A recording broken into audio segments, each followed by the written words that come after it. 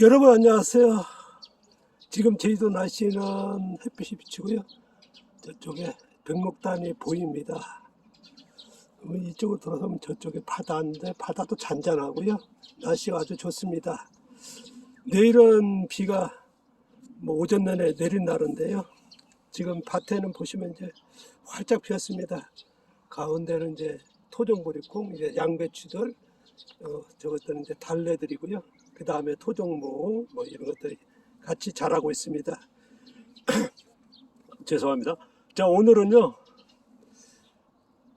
퇴비, 액비 바로 이제 전편에 걸쳐서 말씀을 드렸더니 몇 분이 질문에 댓글을 남겼습니다. 그래서 그 질문에 답글을 제가 이제 댓글로서 하지는 못하고요, 이 영상으로 이제 답을 하겠습니다. 먼저 카리마님이 제가 숙성 퇴비를 만들 때 발효를 했습니다. 그러니까 발효는 이유가 적은 수분은 제가 보통 40% 30% 정도 수분 유지를 하지 않습니까? 음식물하고 여러 갈색 유기물을 섞은 다음에 층층이 엇갈리게 넣으면서 수분은 한 40에서 30이 좋다. 50, 60% 해도 됩니다. 하지만은 실패 확률이 높더라 하는 게 제가 현장에서 경험한 겁니다. 그래서 3, 40% 했을 때 시간이 걸려도요, 그게 좀 초보자들이나 기술 습득하시고 처음 시작하신 분한테 좋지 않나 싶습니다. 근데 제가 굉장히 중요한 게 뭐냐, 잘 밟아야 된다는 말씀 드렸습니다. 보통 우리가 퇴비 만들 때 반려퇴비죠. 반려퇴비 같은 게 어떻습니까? 미생물에서 분해시키는 거 아닙니까? 재료들을. 그러기 위해서 뒤집기를 합니다. 그거 먹였으면 산소를 집어넣어야 호기성 미생물에 의해서 분해가 잘 된다. 미생물 활동하니까. 그래서 뒤집는데 저희 같은 경우는 잘 밟아라. 정반대죠. 밟는 건 이유는 뭐냐면요, 음식물과 갈색 유기물, 이런 볏짚이라든가 이런 마른 풀 같은 거 했을 때 뭐랄까요, 가까이 완전히 밀착됐을 때에 그게 그 안에서 숙성 과정에 분해가 일어나면서 음식물이 없어지면서 어떻게 하겠습니까? 갈색 유기물, 볏짚이라는 게 이런 풀에 전달되거든요. 전이 되거든요. 그러기 위해서 또 숙성의 효과가 높고요. 그래서 잘 밟으라는 거고요. 그 다음에 김유호님께서 제가 숙성 퇴비 하니까 옛날에 두엄 같지 않습니까 하는 의견을 주셨는데요. 두엄이라는 용어가 뭐냐면 땅을 파서 여러 가지 섞어서 썩힌다는 얘기를 하거든요. 제가 그랬을 때 그거는 우리가 반려 퇴비를 얘기하는 쪽이고요. 저희들은 땅 파서 한다는 것과 썩힌다는 것. 썩힌다는 게 뭐냐면 옛날에 반려라 그런 용어가 없었기 때문에 썩힌다는 얘기. 그거는 뭐냐면 반려를 뜻하는 거 아니겠습니까? 그러니까 그거는 두엄이라고 하는 사전적 용어는 맞지 않고요. 그냥 옛날에 보면 일부는 있었습니다. 왜냐 그러면 지상에 층층이 쌓아가지고, 아니면 소 키울 때, 돼지 키울 때 깔끔 많이 넣지 않습니까? 그럼 많이 섞이거든요. 그러면 그걸 겨울 내내 밖으로 쌓아가지고 빗물 안 들게 해서 그 형태가 유지된다면 그 두엄은 맞습니다.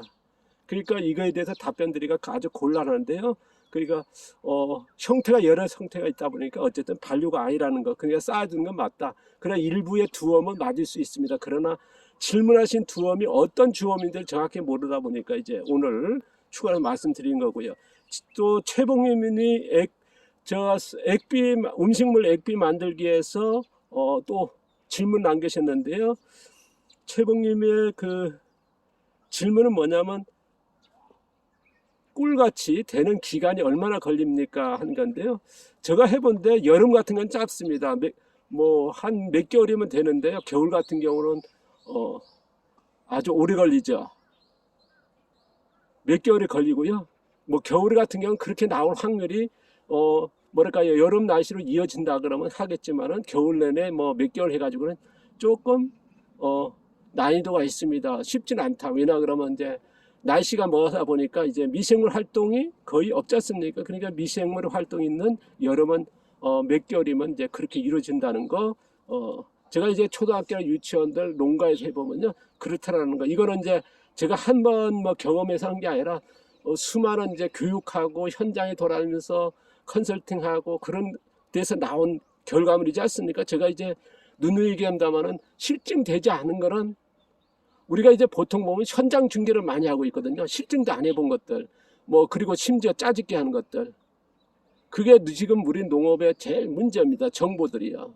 실증도 안 된 거, 토양을 망가뜨리는데 뭐 땅심을 살린다. 뭐 그게 어떻습니까? 미생물 사용 40년 동안의 그런 결과물이고, 발효태비가 흙을 살린다. 땅심 높아진다. 근데 결과는 흙이 더 나빠지지 않습니까? 그런 실증이 안 됐던 한 사례거든요.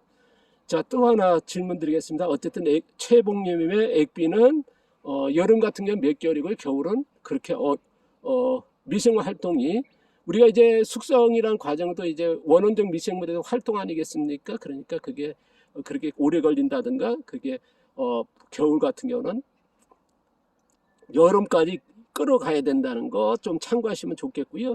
자, 또 하나 또 카리마님 질문입니다. 액비에서 질문했습니다.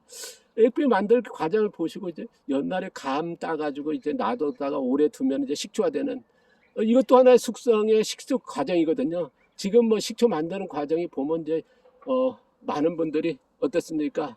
전통적인 그런 감의 원리가 아닌 균을 넣고 하거든요. 뭐 그거하고는 좀 다른 방법이죠.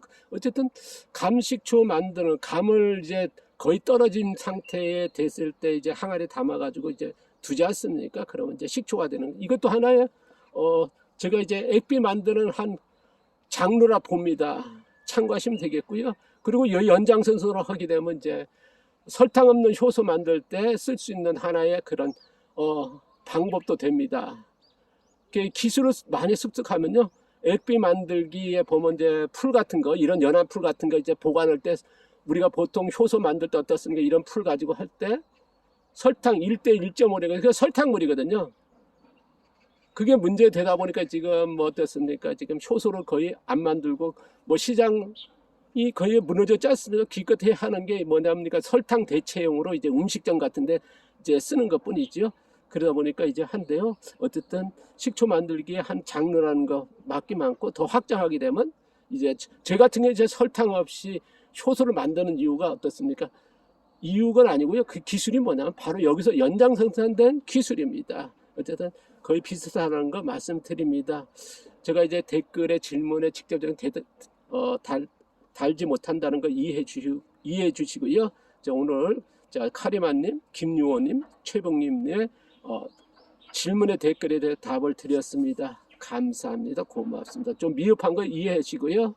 또 궁금하시면 이제 퇴비와 액비에 대해서는 제가 뭐 꼭 필요하다면 또 영상 만들겠습니다. 감사합니다. 고맙습니다.